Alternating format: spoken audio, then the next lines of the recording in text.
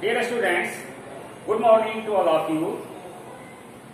Now I am going to teach you SST and class 10 subject civics chapter number 2 and headline of the chapter federalism and lecture 2. Lecture 2 it means part 2. Pay attention everybody. Chapter 2 का lecture second हम आज आपको explain करने जा रहे हैं. First of all आप explain करेंगे kinds of routes of federalism. Kinds of routes of federalism. Federalism के चलाने के लिए कितने रूट्स होते हैं, यानी कितने रूट्स होते हैं जिसके आधार पर दुनिया में फेडरलिज्म चलता है. तो pay attention everybody. Page number 15. Page number 15 देखेंगे आप कि there are two kinds of routes through which federation has been form. मुख्य रूप से दो रूट हैं फेडरेशन को निर्मित करने में, फेडरेशन को बनाने में.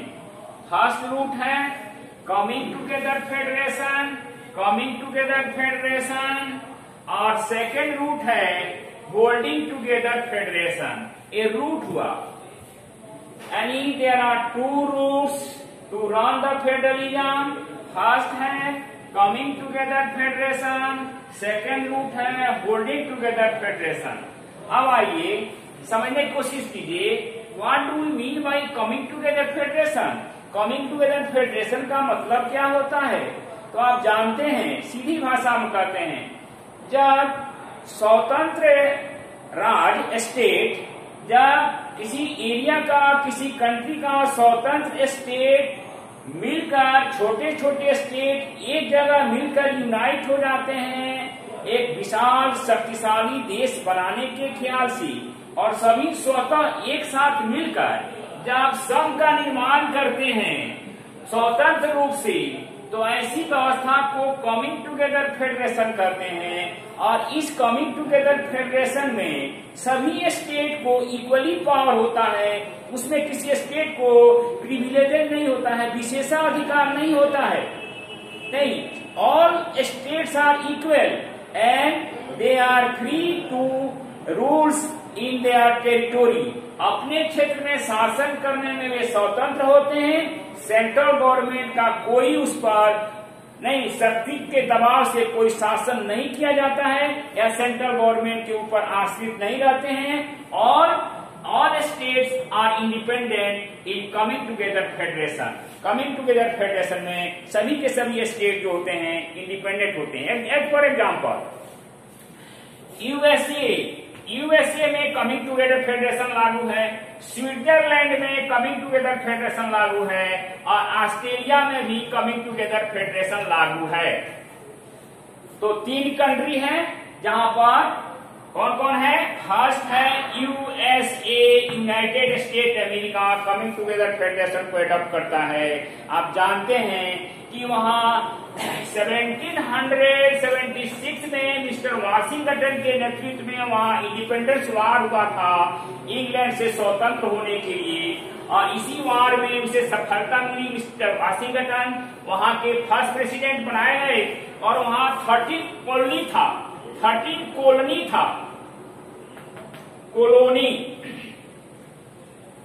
13 कॉलोनी था जो कंबाइन किया, और सभी कंबाइन करके एक बिग कंट्री बना लिया, United Nations. United Nations coming together federation के अंदर आ गया.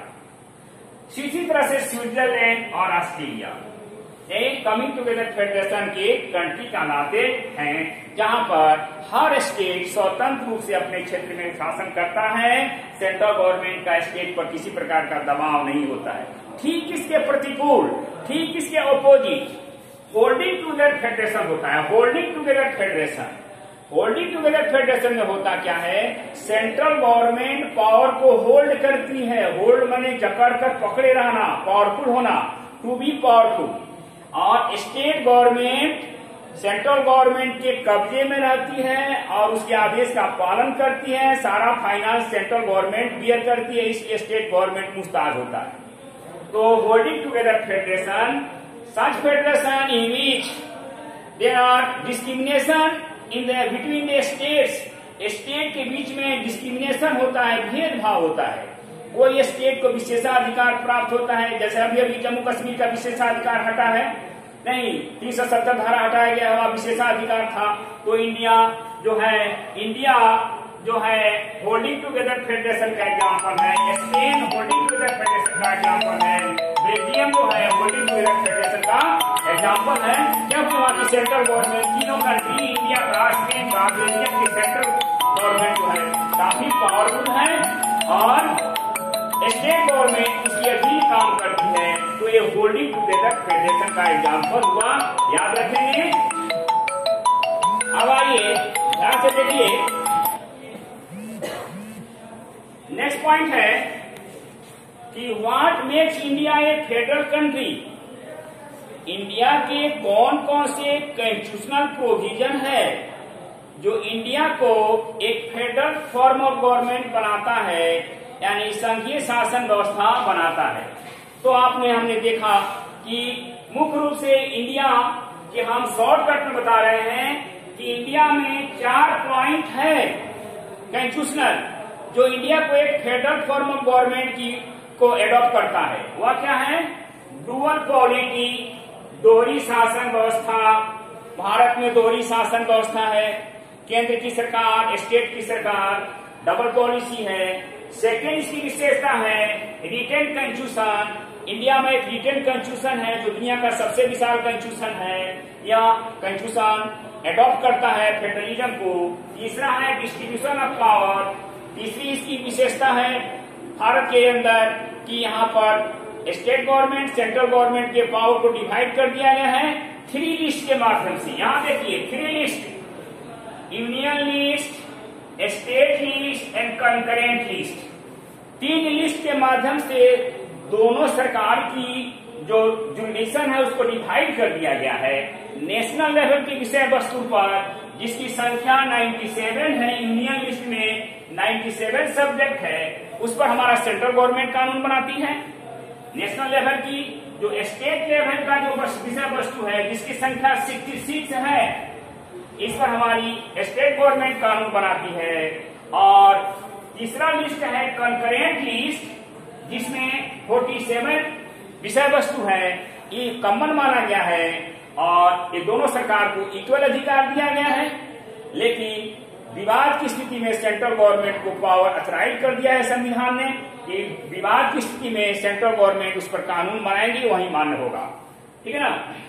तो ये हमारे इंडिया के अंदर 4 इंडियन व्यवस्था की, फेडरलिज्म की, इंडियन फेडरलिज्म की 4 विशेषताएं हैं जो इंडिया को फेडरलिज्म घोषित करता है। Understand it. अब आइए दूसरी बात है कि आप देखेंगे इंडिया के अंदर डिसेंट्रलाइजेशन सिस्टम लागू हुआ 1992 के अमेंडमेंट एक्ट, कॉन्स्टिट्यूशनल अमेंडमेंट लाया गया। स्टेट गवर्नमेंट, सेंट्रल गवर्नमेंट दोनों ने मिलकर 1992 में संविधान में एक संशोधन किया और उस संशोधन के अंदर 3rd टायर को काफी पावर दिया, यानी लोकल सेल्फ गवर्नमेंट को पावर दिया गया 1992 में संविधान में संशोधन करके। सेंट्रल गवर्नमेंट, स्टेट गवर्नमेंट अपने पावर में से कटौती करके लोकल सेल्फ गवर्नमेंट, तो आप जानते हैं कि लोकल सेल्फ गवर्नमेंट इंडिया में 2 लेवल का होता है, अर्बन एरिया और रूरल एरिया। ग्रामीण क्षेत्र में ग्राम पंचायत होता है, शहरी क्षेत्र में म्युनिसिपैलिटी होता है, कॉर्पोरेशन होता है।